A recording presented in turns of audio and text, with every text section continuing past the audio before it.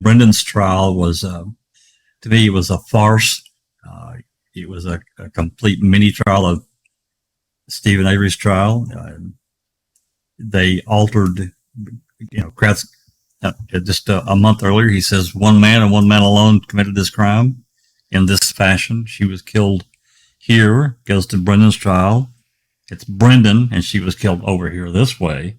It's a farce.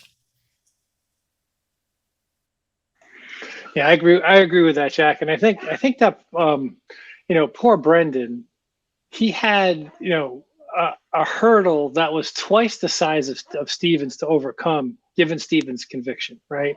We talked about in the previous episode, how the way that Kratz manipulated the media really left it more for Steven to prove himself innocent by the way that the jury pool was tampered. The burden of proof, it seemed to me, was much more upon Steven to prove himself innocent than for the state to prove him guilty.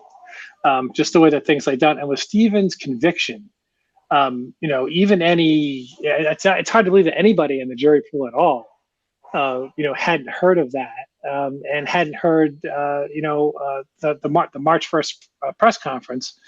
And I think people in the early 2000 timeframe, 2000 2005, 2006, I think they believed what we're going to hear Fallon say: innocent people don't confess. Now, I can tell you for a fact that I would have. There was a time in my life that I would have believed that statement without question. Same here. Just the percentage of innocent people who could. I just had to think that's sort of a vanishingly small number. But listening to the statistics of Laura Nyrider and other people from the Innocence Project, I'm shocked at what a common occurrence that is. And here we are, defending Brendan. Brendan didn't have a chance, and having really to sort of overcome that doubly high hurdle based on the on the need for him to sort of prove himself innocent, as opposed to the burden of proof being on the prosecution. I think is square in the center of his trial. Anyway, that's a long-winded way of saying it just sucked what happened to him.